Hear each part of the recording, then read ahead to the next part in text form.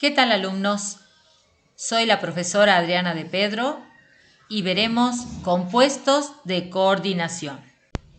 Un compuesto de coordinación es una especie química neutra o iónica formada por un átomo central y uno o más ligandos. El enlace entre el átomo central y los ligandos es un enlace covalente coordinado, donde el ligando aporta el par de electrones y el metal aporta los orbitales d que tiene disponibles, donde se alojarán, por supuesto, los electrones de los ligandos. Es por eso que los compuestos de coordinación tienen como átomo o ion central metales de transición. Por otro lado, los compuestos de coordinación se escriben entre corchetes y la mayoría de ellos son, casi todos ellos, coloreados. Los ligandos pueden ser de dos tipos: aniónicos y neutros. Observemos en la tabla, los ligandos aniónicos serían el cloruro como cloro, el cianuro como ciano, nitro, nitrato, sulfato, hidroxo, oxo, etc. Los neutros tenemos el agua como acuo, amoníaco como amín o amino y carbonilo, el que vemos aquí que es otro ligando neutro. Bien, el compuesto de coordinación dijimos que es el que se encuentra entre paréntesis y puede formar una sal compleja. Puede estar acompañado de un ion externo. Bien, toda la parte que está entre corchetes sería la esfera de coordinación.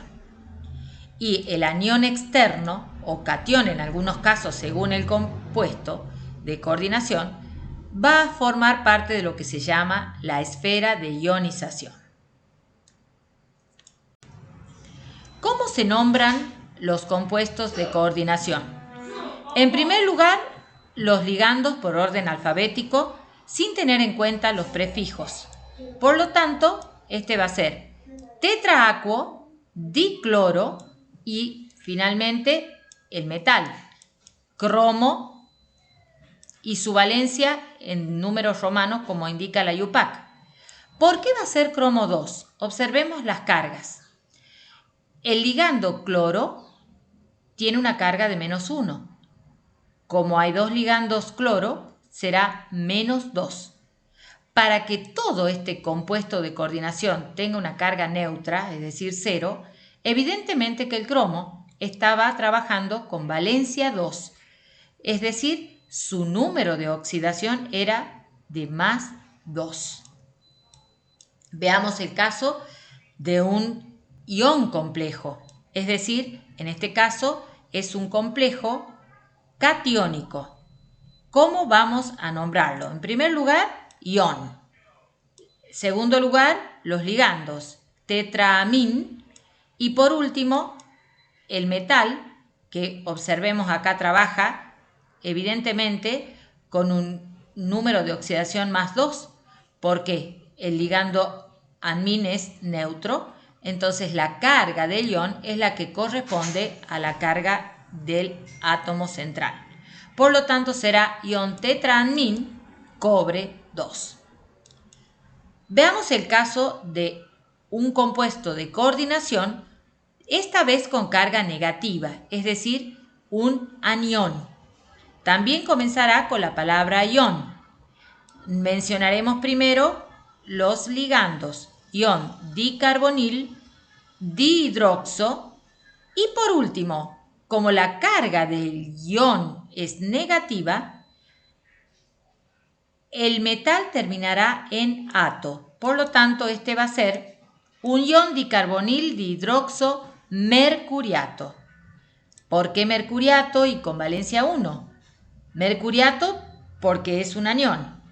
y valencia 1 porque evidentemente 2 hidroxos con una carga de -1 da una carga total de -2, más 1 del mercurio, evidentemente que quedará una carga neta de -1.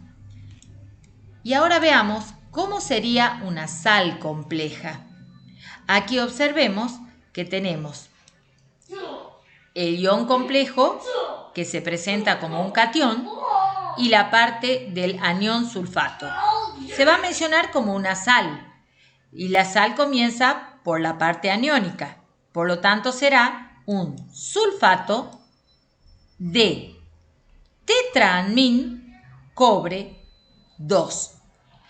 ¿Por qué cobre 2? Nuevamente, recordemos cómo era el ion tetramín cobre 2, es el mismo, nada más que en este caso está con un ion sulfato.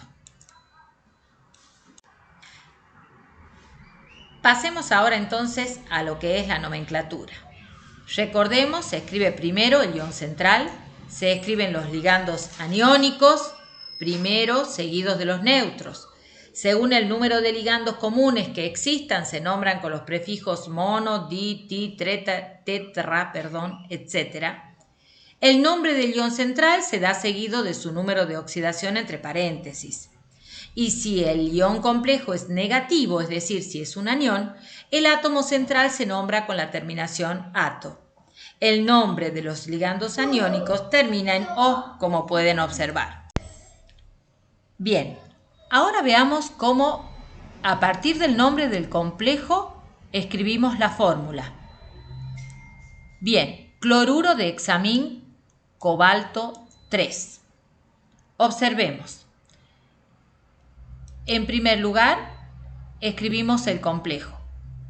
Hexaamín significa 6 ligandos aminos, amín. A continuación el metal.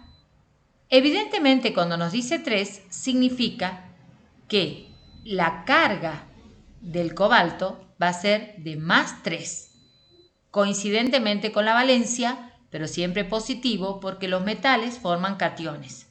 Por lo tanto, tendremos a continuación la parte aniónica de esta sal compleja, que tendrá un 3 como subíndice debido a que la carga del complejo, que era de +3, se intercambia con la del cloruro, que a su vez es de 1. Aquí tenemos entonces el cloruro de hexamín cobalto 3. Como ejercicio nos dice indicar el número de oxidación del átomo central.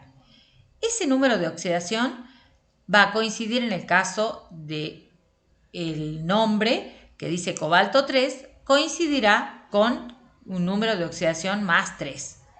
Si solamente vemos el compuesto y no le sabemos el nombre, tendremos que ver que todo el complejo tiene una carga +3 y esa carga es debida solamente a la carga del cobalto, ya que el amín es neutro. Por lo tanto, es +3. Veamos ahora qué dice número de coordinación del complejo.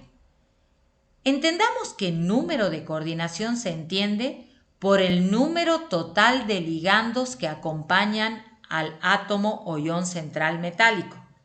Por lo tanto, el número de coordinación de este complejo será de 6. Ahora me pregunta, número de ligandos. También coincide con el número de coordinación y es 6. Por otro lado dice la carga del ion. La carga del ion complejo, recordemos que era igual a +3, debida a la carga del cobalto. Veamos ahora este otro compuesto de coordinación, el tetraciano niquelato 3 de potasio. Observemos ahora. El nombre entonces evidentemente termina en ato, por lo tanto en este caso la parte compleja será un anión. Y veamos cómo sería la fórmula. Entonces, escribimos la parte compleja. Tetraciano niquelato 3 de potasio. Ese 3 significa que el níquel tendrá un número de oxidación de más 3. Recordemos que cada ligando ciano tiene una carga de menos 1. Menos 1 por 4, menos 4. Más 3 del níquel significa que queda una carga neta fuera del complejo de menos 1, que va a ser neutralizado por el catión potasio que va en la esfera de coordinación. Entonces, de ionización, perdón. Recordemos que el complejo es la esfera de coordinación y el catión que está afuera sería la esfera de ionización. Y acá tenemos que, como todo, en toda sal, la parte aniónica se coloca hacia la derecha, la catiónica hacia la izquierda. Bien, de nuevo el ejercicio. Número de oxidación del átomo central. No se trata del potasio, sino del níquel. El número de oxidación, bueno, ya sabemos que era igual a la valencia, con signo positivo, porque forma siempre cationes, será más 3. El número de coordinación del complejo, el número total de ligandos, 4. Por lo tanto, número de coordinación igual a 4. Y por último, la carga del ion. Nada más que del ion. Entonces será de menos 1. Muy bien, esto es todo. Espero hayan entendido la nomenclatura de los compuestos de coordinación.